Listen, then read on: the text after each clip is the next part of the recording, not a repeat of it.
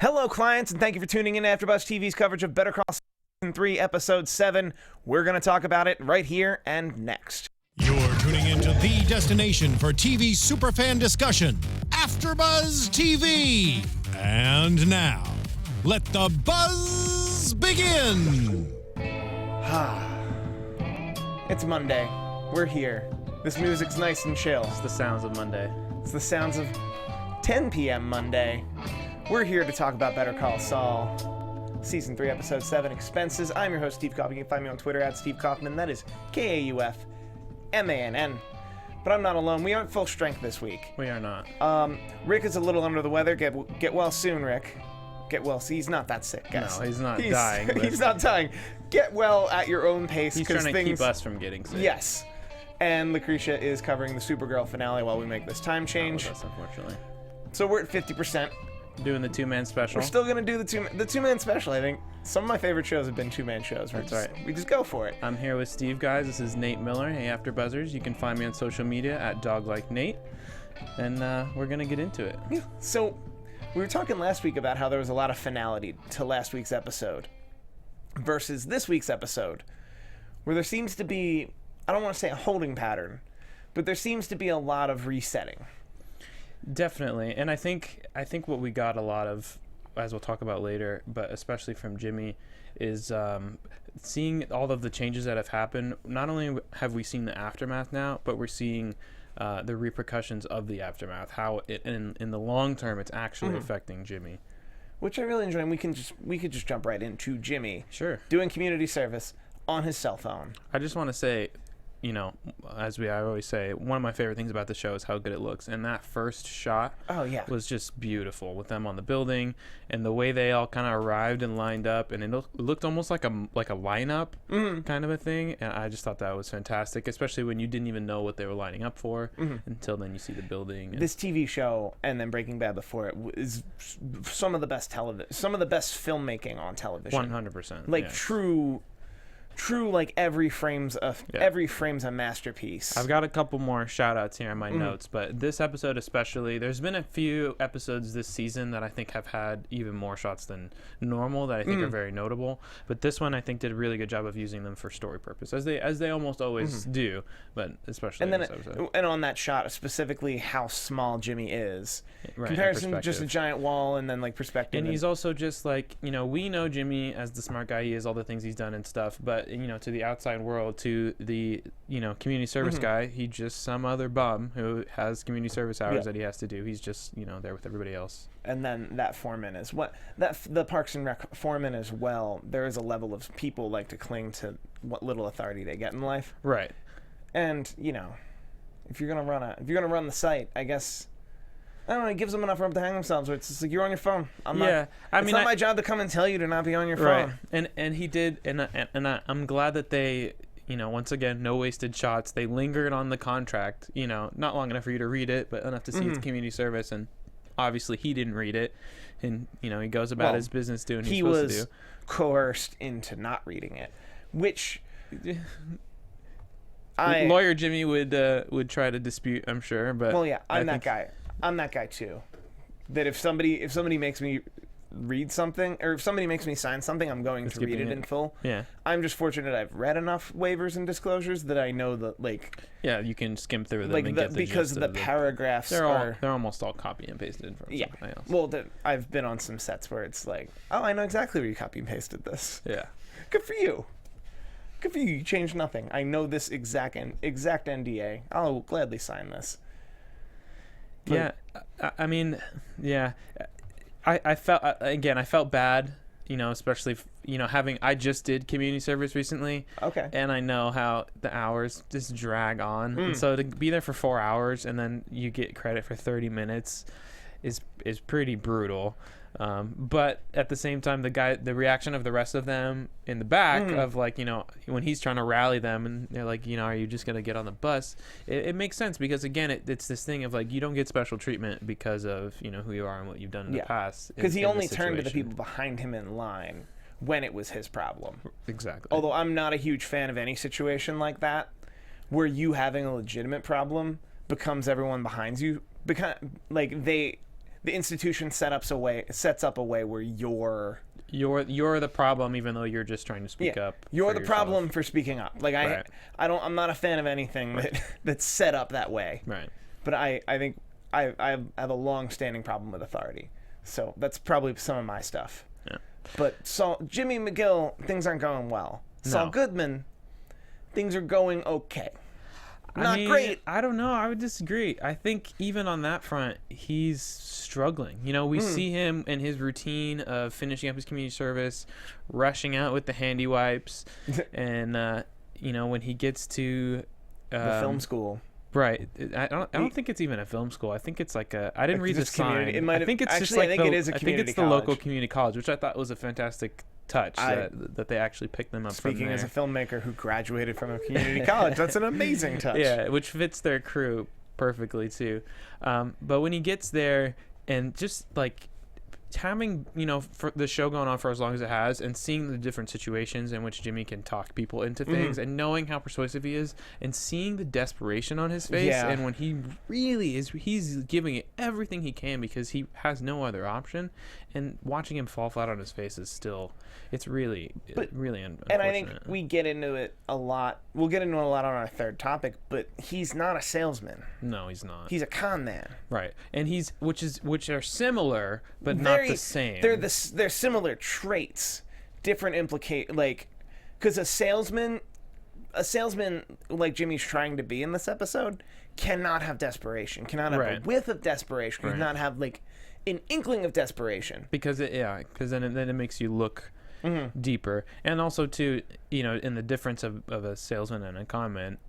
And at the end, yes, they're getting a product, but they're not really getting what he's telling them that they're getting. And while a salesman may upsell something, they may kind of push it. At the end of the day, you're getting what they're selling you. You may pay more for it than you should be, but you're getting the product. Whereas with Jimmy, he's legitimately trying to pull one over on you. Well, especially because as a salesman versus a con man, a salesman does have to deliver. Right.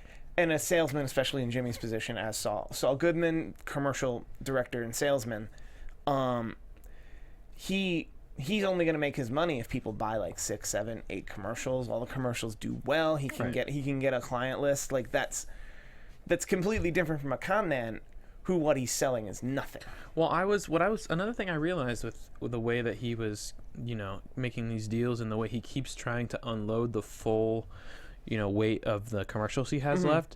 I think I still don't think for him that this is like a sustainable business in his mind, that this is something that he's going to be able to like create a client list and keep going. I think he is still just trying to like make as much money back that he already sees as lost as possible. Yeah. And so that's why at any opportunity he's like, well, how about you upgrade and just get the rest of them? Because he doesn't want to be finding clients and booking the rest of them out and like starting, and that's just the way I see it. I feel like he didn't have that many commercials. That here we are weeks later where he made more commercials. I think he's buying more time.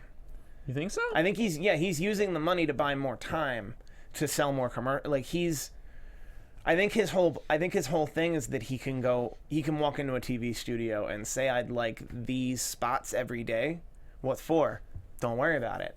That's interesting. I'll have to look and see if there's some type of clarification, because the only reason why I would think that that's not the case is because of when the guys at the music store talk about the time slot, it still sounds like the time slots that he had from before. That is true. Well, but he could have just re-upped his current contract. Right. Either or. But if you are trying to go the commercial route, you know, for basically any business outside of elder law, that's really not a good time slot. That's going to make it difficult for yourself. So that's the only reason why it could be that way, that he eventually started picking up more time slots. But I don't think that much time has passed, because I believe before he had like 9 weeks he was trying to unload or something, and now it was 7, I believe. You might be right on that. So I think it hasn't been that long.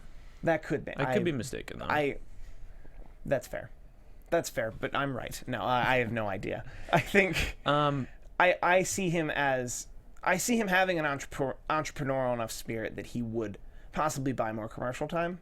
But now that I think about it, he doesn't have any more money. Exactly, and I just don't think that I don't think that he's been like successful in it to the point of where he has that turnover in his head of like, oh shit, I can make money off this. I think he's still acting out of desperation and just, grabbing the resources he has to just try and recover. Especially when we see him, later in the malpractice insurance place, even though obviously we find out he's not really having a breakdown. I still think that there is a lot of real stress there, especially with him finding out that like he's just not going to get his money back from these people. Yeah. So he's losing on all of these fronts. That being said, if we do get some type of turnaround and a win with the commercial business and him with the crew, I could definitely see that him becoming like going fully into that, especially with his interaction with the crew. And that's why I really liked the when the makeup girl, the makeup girl offered to give him the money obviously back. Saw that he was struggling. And actually I'm more on your side now too, that he clearly isn't an entrepreneur either. Because at the very least, like with the Sklar brothers, shout out to the Sklar brothers getting on Breaking Bad. I love those guys, the twins. I love them. The fact that he just like, hey, we're already here, just let's shoot this commercial for free. Yeah, just the way that he said free, like he didn't even go. He choked on it, like he free. Like hearing Jamie McGill say he's gonna do something for free, but more than that, hearing Saul Goodman saying he's gonna give something for free was like, wow, that was really when it's like, wow, he's really hurting. And me that does sales day to day kind of cringed a little, because I'm like, I mean, even when he went to 50% off, that's desperation. Like 50% off, he wants to make the spot cover his overhead. Free, the salesman in me was like, so you're going to draw up a contract where you use a buzzword or promo code or some type of way to track but he's not thinking about some type of way to track the commercial. Like, I don't know. Yeah, I mean, that's what logically that's what you would do in a larger marketing firm situation, but I don't think that is even on his radar. But even on a smaller local level, for sure, I think that would be a great idea, and I think I don't know if maybe that's what their plan was, because the armchair guy was mentioning that if you mention this commercial, you get 10% off. So I don't know if maybe they already had something like that in place. Yeah. You would hope there was some type of call to action in place, right, so that they can get some type of a gauge of how much business they actually get from the commercial. But even then it's one thing the armchair guy paid full price for the one commercial, whereas the Sklar brothers paid $0. Right. So it's on them to if there even was a setup tracking, it's on them to actually report it. Yeah, to follow through. Which would be dependent on how much we think they're good business people, which I don't know, just sales me. If I talk to them on the phone and agreed on a number, and then I bring my whole crew out, and then they're trying to say, nah, just $0. Yeah, nothing, not anymore. Oh no. Yeah, no. That's why you get a contract. Oh no, you owe me 50%. Yeah, or you get. I rolled a truck, sir. Yeah. I do casino rental. We roll trucks. We get 50% up front. But I didn't see it from this way until just now, that he's just trying to dump that commercial time to get some money and then try to do something else. Yeah, I think he, on top of feeling the pressure of the stress and like trying to figure out how he's gonna pivot, I think with his relationship with Kim too is really straining on him, because they've been through so much lately, and he's already let her down so often. And they just had this quote unquote win together, which they haven't really had it in a long time. So to go off of that to being like, hey, I'm draining all my bank accounts, like I'm losing a bunch of money right and left, I'm not recouping, this is not working for me, everything's going downhill. If he had said that from the beginning and they had talked about it, maybe they could have tried to work something out. But at this point, because he's already lied about it and played coy, he's just told her he can float that giant office for one client between two people and one lawyer. Yeah, like it is a little ridiculous. It's just not realistic. Yeah. Speaking of ridiculous, that's a weird segue, but I'll stick with it. Price is back. Price is the pharmacist guy. Yes, I'm terrible with names. I love him. The caption helped me remember his name. I was really hoping. Did he get rid of the Hummer? Did he finally get rid of it? Yes. Okay. Well, at least he wasn't driving it. He wasn't driving it when he went to see Mike tonight. Right. Well, and that's why I was half expecting when Mike walked into the parking lot and then obviously saw something, I was half expecting him to be in the Hummer still. But I think thankfully he was not. But I think thankfully in season 2 he learned his lesson about if you're gonna do if you're gonna do illegal, Right, because he did say he was trying. So I think, like you're right. you're gonna do illegal stuff. So he probably still has the Hummer, but he left it at home and rented like the van or something. I hope he got rid of the Hummer. It's just like such terrible gas mileage. Like he's a numbers guy. I don't know, man. I think he really liked it. I'd He- like in he was my still head wearing- canon, he still has the He Hummer. was still wearing a ridiculous watch. Yeah, and he in still this episode. was supremely concerned about his baseball cards. He wants them back. Yeah, it's. I mean, we talked about this last week about Nacho, and we saw the pill, and we definitely, obviously with some type of poison or something coming. So now we see for sure. We know the grand plan for 100% Nacho. We what didn't. the plan is. I think we're learning now that the plan isn't just to take the one pill and then supplant it out. He wants to swap them. He wants to swap all the capsules. We don't know what he wants to and swap then make them a for. poison yet, of some type. Yeah. Spoilers. We know Hector. We know Hector lives through whatever's about to happen. And he lives in some way or form. Yeah, but like he doesn't. The job is not complete. Yeah. But I loved Mike in this whole part. I mean, another fantastic shot you get when he crosses over to check the car, which I 100% thought there was going to be a tracker in Me there too. because it's Gus. Luckily there wasn't. But you just see Mike, and it's just pitch black all around him. They just have that one slice of light on his face, and just because he's wearing black, it just looks like his head is just like floating out of nowhere, and it just looks so ominous in the way. And he tells him, and that's the other thing too, is not only does he look this serious, and you get that great delivery that he has, but just the way in which this is why I love Mike, because he's so practical and methodical in the way he thinks about and approaches things. Like the advice that he gives Nacho, just the way that he says it, even knowing that he's going to go kill someone, and all this stuff. Obviously Mike is not like a squishy guy, very emotional, but just the way that he delivers, like, well, just make sure you switch it afterwards, like, because he was a cop. He knows what the process is going to be afterwards. He's thinking ahead. And I also love that, and this has been Mike this entire time, that Mike isn't someone who would do a job poorly. No, and that's why, because he's always this is why I think obviously Walter and Mike get along, I think you could say, but they have this ability to not just look at what they're doing, but look at what comes after, and look at what are the other possibilities of what might happen. Everything that they do is planned out. So I'm very curious to see how he gets more involved with what happens, because I don't think that we've seen the last of his interaction with Nacho. I think that there's got to be some type of hiccup or something. Well, and I'm sure I wouldn't be shocked if Gus, being Gus, somehow finds out about, like, somehow catches a whiff of this and then comes directly to Mike.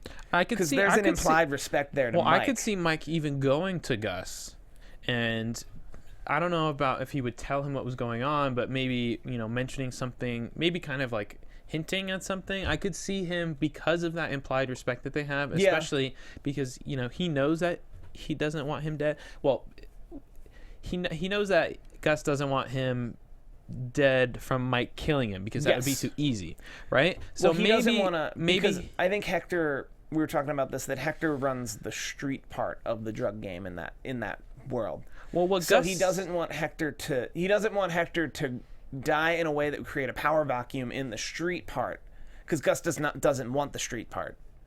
Did they say that? They didn't say. I think I think that had been the Gus Hector relationship this entire. I can see that. Like the Gus cartel. Yeah, I can see how that would play out, but I haven't noticed anything that would lead me to that assumption. So for me, I could definitely see Mike going to Gus, because I'm just operating off what Gus said of, like, I do want him dead. It's just you shooting him with the sniper from that, painless is too good for him. So I could see Mike getting wind of this and going, hey, look, this is going to happen whether you like it or not. Is a painful poison death okay? Or like, or they played with time a little here. It's possible Mike could have already had that meeting.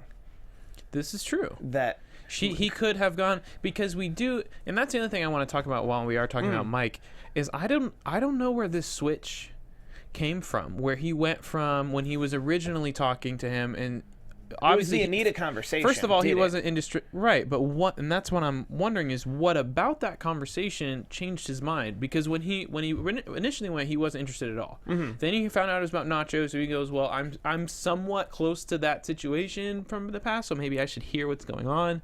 Here's about the pill. Obviously, being the smart guy he is, he knows somebody's getting poisoned, somebody's getting killed. I don't want anything to do with this. Then, out of nowhere, I mean, obviously it's not out of nowhere. I just don't see the connection. And it obviously, I mean, maybe it'll be revealed to us. I'm hoping it's a little revealed because maybe I was just a little dense on this scene. But the Mike and Anita scene you and I were talking about this before we went on the air. What we have to assume is a support group for people who've lost loved ones. But that's never been explicitly stated. And it's the second time we've seen this support group, which is leading me to believe that this is a support group for something completely different, or just a general support group. I think it's intentionally vague. I don't think it's a general. I think it is going to be a specific, either she had a drug problem or a drinking problem or like an abuse problem maybe or something like that. I think it's going to be something that's going to have some type of story impact on, her past and Mike's past. And then explain who Anita is and why she's there. Right. And I just didn't see anything in that conversation that made Mike change his mind, other than the realization that maybe that conversation helped him realize this is who I am, and that if I don't do this, no one else will. Like, there's a I could see that. Like, and to a certain extent, like, there's a reason, and this might just be off on his own motivation, that there's a reason Price came to Mike. Because it's like, I want a job done correctly. If you want a job done correctly in this world, you go to Mike. Well, I think you call Saul, but then you get Mike. It's also his experience, though, I think, too, because, that's who he knows. And that's who he also knows, like you said, knows how to do it right. He's not going to get ripped off or anything. And I think that's the ultimate turn he made was... But Price doesn't know anyone else Price doesn't know anyone else who will walk in and get this instant respect from Nacho, who can then have the authority to come in and say, I'm not going to give you the pills unless I know your plan front to back. But that's the other thing too, is that he already knows that Mike knows Nacho. Yeah. So that's another reason why he's a comfortable choice for the security, middleman role. I'm interested to see where we go here, because Nacho's not Walter White. Like, it's not going to be ricin. Yeah. Like, what's going to be in this pills? Does he mess up the dosage? Is he able to swap the pills in time? Does Hector just get hit by a bus? I don't think, I could definitely see that happening. Of him, like, he's like, switches the pills out and, like, he goes outside or something and just gets hit by a car and never takes the pills. I could definitely see that happening in this show. And actually, Marvelous 24 OZ, I don't want to make assumptions on your name. She said that Anita said that they never found the body. So maybe the idea of that mystery is what got to Mike. You never found the body of her husband? Yes. Right? Yeah, that would be. I could... that maybe that wasn't... It was just something to make a quick spark in Mike's mind. Right. I'm sure that there's something in there, and it will be revealed to us. I definitely think we're going to see more of Anita. It's nice to see... I think Anita's going to get into some trouble. Mike... Yeah. Mike, because Mike likes her, so you have to come protect her or something. Yeah, I could see that happening.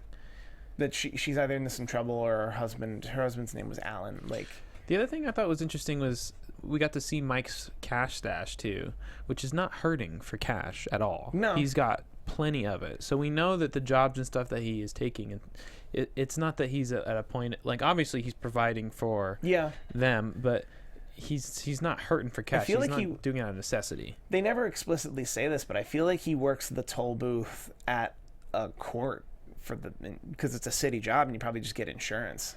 Yeah. Because people who are cash rich like that, what they really need are benefits. Yeah. What they really need are benefits and to a certain extent an income to wash. Income to wash all their money, and that makes sense. And he always works the midnight shift. Like, it's all very much he just wants to put up.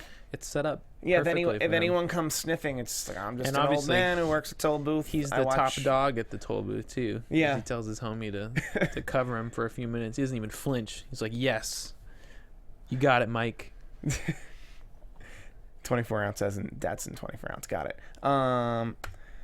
Let's move on to Kim and Jimmy at that bar with, I mean, I'm just going to say it. That old fashioned didn't look great. It was an orange slice, not an orange peel. Look, man, it's not about how it looks. It's about how it tastes. Okay. It's an old fashioned though. Like that old fashioned looked like it had soda water, disagreeing which with is you. not an old fashioned. You know, why waste good whiskey on a TV shot? I would assume they use no whiskey. I'm just saying. Right. Real. So how's it gonna look real?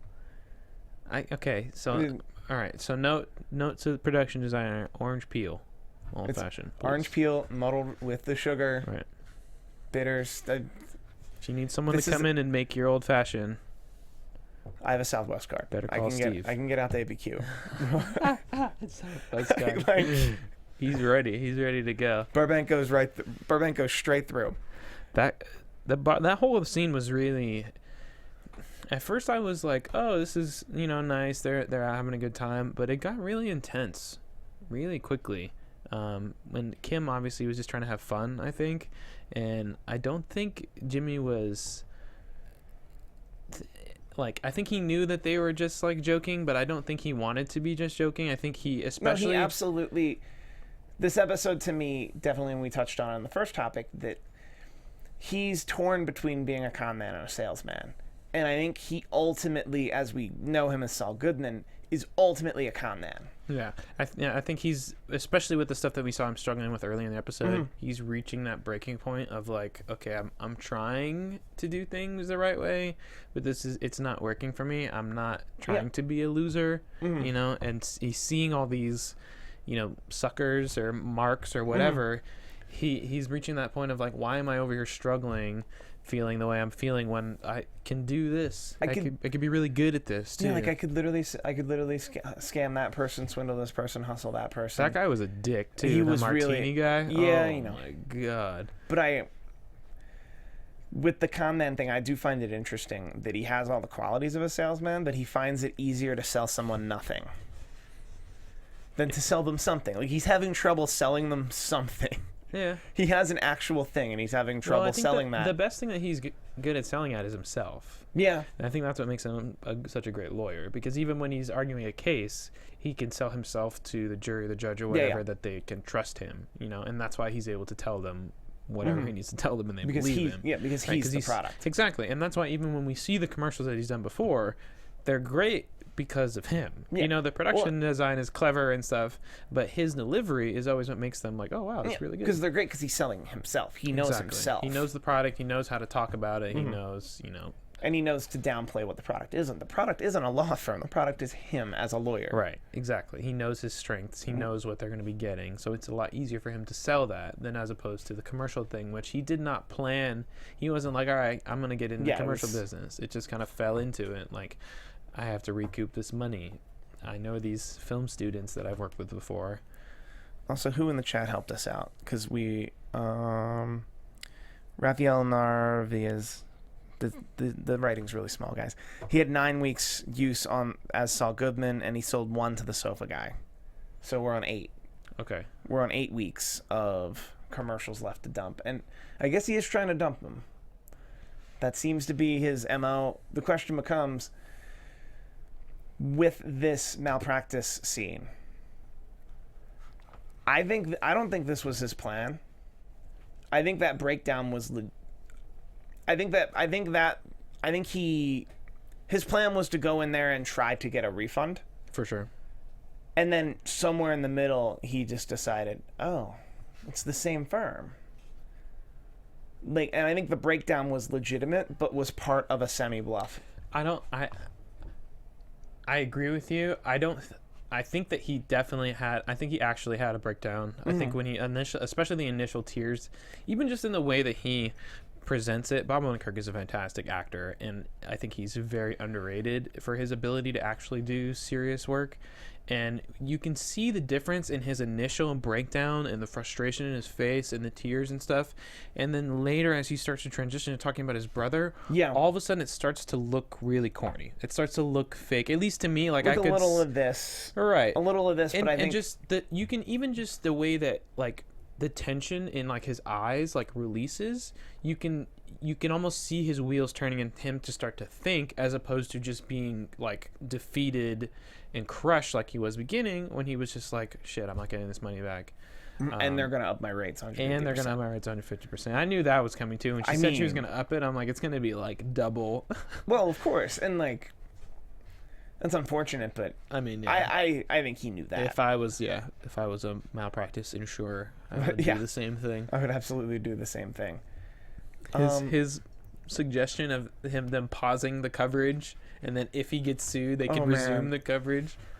What was funny is, I feel like there was a lot of lawyery things he could have done that he couldn't do because he's not a lawyer. Right. One of which would be to like try to tear apart the contract. Yeah, dispute the contract or something. But they're well aware he's not a lawyer. Well, but the only thing I would say to that point is that if you are a malpractice insurer, I'm sure that all of your contracts and legal documents are tight. Yes. Because all of your customers are lawyers, so they're all going to go through anything you sign them on or anything. They're going to go through with a fine-tooth comb. So I think that it would be very difficult for him to find some type of loophole, just because of the nature of the business. It's not some business that deals with civilians all the time who don't read the contracts. A lawyer is the first person who's going to read the contract front to back. I can buy that. So I didn't get your full thoughts on this. Do you think he was walking into there trying to get a refund and then he pivoted? Or do you think that his plan all along was to just get Chuck? I don't think that was his plan. I think he walked in there trying to get a refund, had his breakdown, and in his breakdown, he changed up a couple words to be like, oh wait, she's looking at both of our names on the screen. Well, I think it hit him. He was like, wait a minute. She said his name earlier, and I don't know where the switch happened, where it went off in his head. I don't think it was until, for me, I don't think it was like till mid breakdown that something just went off, that he realized he could pull it in his favor. But I also think it just kind of shows not only how low he's feeling, but how petty he's gotten to be against his brother, because I understand his feelings of frustration towards his brother, but I think he even knows, like, even when he said, I think he was really genuine. He was like, my brother is sick. I left him alone. I just took care of him. Like, yeah, your brother's a dick. He put you in that really shitty situation. I think he deserved what he got coming for him. But at the end of the day, Jimmy cares. He's still his family. He still actually cares about his relationship with his brother. So for him to go from that breakdown to, you know what, I'm already here, let me drag someone else down with me, his brother, especially on the flip side when we've seen Kim feel so guilty all episode. I do enjoy that difference, that Kim literally, and the exact quote to Paige was, all we did was take down a sick man. It was brutal. Like, there's nothing, I'm not proud about anything I did. In fact, in that bar scene, one of the first things she said was like, was there anything else we could have done? Like, did we have to take him down like that? Which is just such a different thought from where Jimmy is like, I don't care, he's not even my brother. He's just some guy. He's in the rear view. I need to come up with... I think it's a lot more personal for Jimmy. And I think, honestly, I think the majority of the guilt just comes from, what's her name? Chuck's ex-wife. Not Margaret. Starts with an A? Not Anita. I did not write it on the board. Elizabeth? So it won't. Elizabeth sounds relatively correct. I'm sorry. I'm terrible with IMDb's names. never any help with Chuck's these things. Ex-wife. What she said, I think really stuck with her. I'm sure someone in the chat will correct us. I think it really stuck with her. That's what she has been like resonating on. And I think honestly, I think that's the only reason why she started to feel guilty, because I think, especially with her experience with Chuck already, and then her experience with the situation firsthand, even knowing that Jimmy actually did, lie and change the numbers, Yeah, she is stuck on that reaction and how, she made Chuck feel, and the way that she lashes out.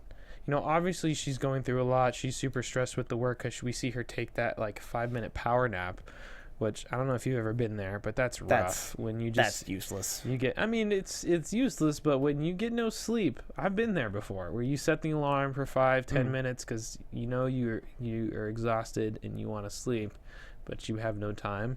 So then to see her come in and snap, was out of character, I think, for Kim, especially in that professional setting. Chuck's ex-wife is Rebecca. Not even close. Also, Matt Mamba in the chat just said the insurance employee looked like Gretchen from Breaking Bad. I had to do a quick search to make sure they were different actresses. Jean, I'm gonna mispronounce her last name, Vilela Peak, is who played the woman at the insurance company tonight. She also performs in the improv world that I also perform in. Oh, cool. So shout out to her, as I don't pronounce her name correctly. It's a good performance. Yeah, very good. But not the same actress, is what you're saying. Not the same actress as Gretchen. Okay. Gretchen from Dark Matter. Oh, that's right. Or Gray Matter. Sorry, Gray Matter. Gretchen is how I'll remember her. Different people. Okay. Different people. Someone in the chat said they might be the same person. I had to they are quick in fact not. double check. They're different people. Now we know for sure. In the Breaking Bad-averse. The Breaking Verse. It's pretty extended. The Breaking Bad-averse. There's a lot. We're workshopping names, guys. Side characters. The extended Breaking Bad universe. The EBDU. I'm sure there's a Wikipedia, a Breaking Bad Wikipedia. Oh, I've been on it. They like to wait till the season's over.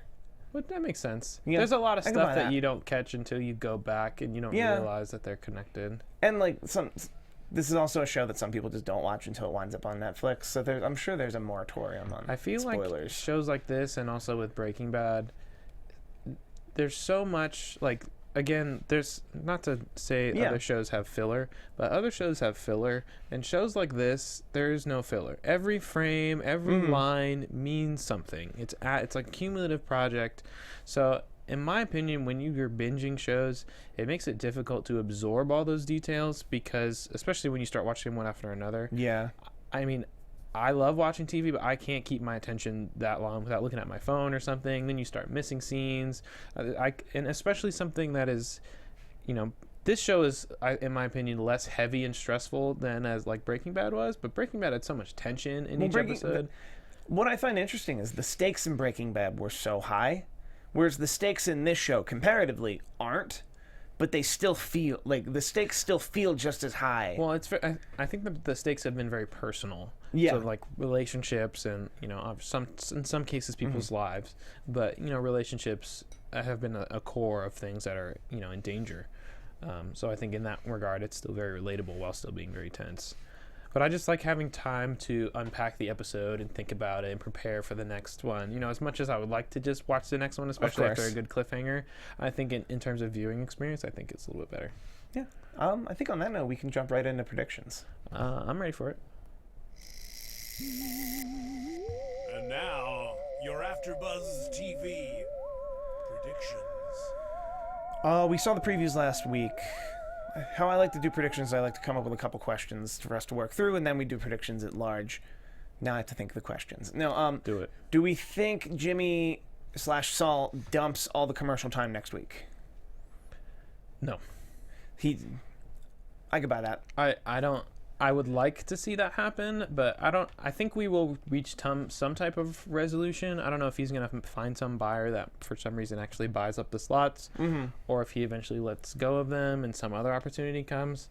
I don't want to say I'm tired of seeing these scenes, but I get it. He's trying to unload these time slots. It's not working. He's getting less and less of opportunities. I'd like to see some evolution on that storyline front. I don't know much about malpractice insurance. But do we think it just hits Hamlin, McGill in the pocketbook, or do we think it calls into question Chuck McGill as a lawyer?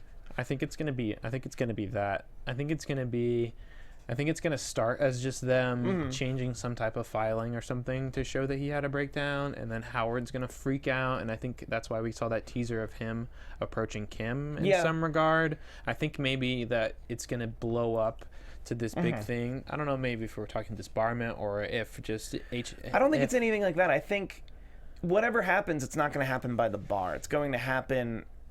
I think the malpractice insurance might go through the roof, and then everyone in the lawyer world might hear about it and go, why? And then the bar hearing is already public. Right. So people who would have otherwise not read it will read it and read that he had a breakdown, and it becomes more well-known. And well-known. Or even just Howard maybe it just is not good for the Hamlingham and McGill name, just the idea that, you know, the malpractice stuff is going up, and that's causing them pressure of them. They have to push them out, or in some regard. You're right that even it might only be the threat of what I'm predicting. That the malpractice, the fact that the malpractice insurance people call Howard and straight up say, hey, what's going on? We read the transcript. I think if he remains partner, we're gonna have to up the rates. If we up the rates, everyone's gonna know about it and read about the transcript that's not sealed. And it could do your whole firm. We, as your malpractice insurer, would not want that, because we would like you to pay us every year. All we're letting you know as a courtesy is, given this transcript, we will be upping your rates by this publicly, unless he's no longer your named partner. I could see that definitely happening, and then just the threat of it being enough for Howard to try to make something happen. Or, well, the threat of it would be enough for Howard to literally just force Chuck out. Chuck, who's already completely broken. Well, and a firm that had been operating without him. I don't think it would be just that easy for him to force him out. I think we would definitely see some conflict. I don't think even Chuck in the stink that he's in, I don't think he could just be booted right out the door. I don't really know.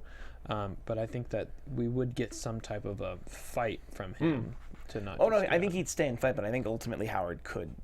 Right. Because Howard's managing partner. I think Howard could just straight up take him out. I have no idea how that lawyer firm hierarchy works. I think it's different show to show.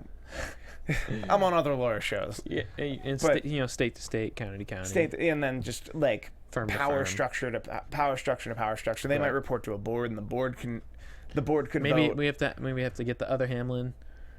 Probably the other Hamlin, or like, well, because there's the name partners, then there's the managing partner, and then there could be a whole board of just senior partners. Getting too technical. I know it's like, but there could be a board of senior partners that Howard ultimately reports to as managing partner. Right. That he runs the day-to-day, and then that board makes the money. Right. And I could even see, if that is the case, the board making the decision of like, okay, we've done enough, we can't be tied with him anymore, and Howard being the one being like, well, come on, like, and trying to defend him. And I could see Howard maybe doing some type of shuck and jive to leave Chuck with something. Leave Chuck with like a silent senior partnership. I think he wants to. He very much wants to preserve the firm, but I think he also has a lot of respect for Chuck. Yeah, it's interesting. Do you have any predictions at large? I definitely think, the stuff with Mike and Nacho and stuff is going to pop off. I'm curious to see. I'm almost positive that Saul is going to get tied into what's going on with him.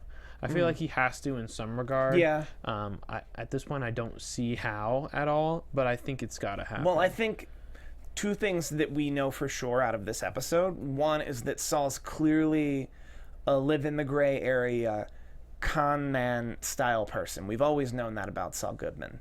And two, he needs money. What we know about the Nacho Mike price situation is that there is money flying. That Mike made $3,000 just to show up that one time. $10,000 could float Saul through all of his problems, through all of his current problems right now. So on the pure numbers, we're in a place that for Saul to get involved in some way, there'd be money to be had. Yeah, it's definitely lucrative for him. The question is just how.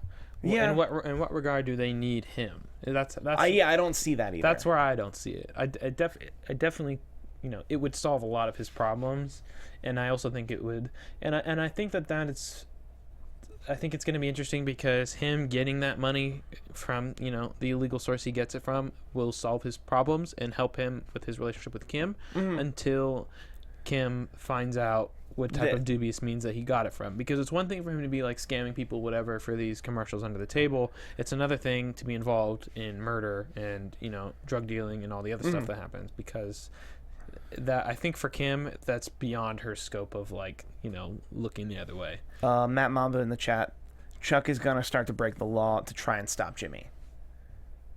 I would like to see that. I would like to see that. Especially if he gets pushed out of him and McGill. Where he's got nothing. Right. He's got nothing left to but lose, time. Time and resources, because he's still got a check.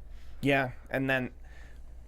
So next week there's no episode. I think when we come back and then up through the end, I think... Okay, I have a two-part prediction. Either Chuck immediately gets forced out of Hamlin McGill and then starts going after Jimmy, or Chuck gets forced out of Hamlin McGill and it looks like he's completely on the outs. And then at the end of this season, we set up a season 4 arc, or a 5 to 6 episode season 4 arc where Chuck is just going after Jimmy.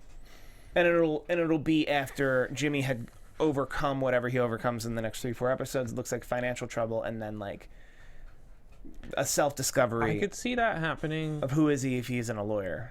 I'm just hoping, like, this is gonna sound bad. I'm hoping that we get the end of Chuck this season, either him dying or like going away to a mental hospital or something. Because I feel like a lot of the plot has just kind of run its course. They're now in this ever-ending battle of Chuck is just done with Jimmy, and Jimmy, you know, feels bad and he loves his brother, but at the same time, like, he's like, you know what, I've done enough also.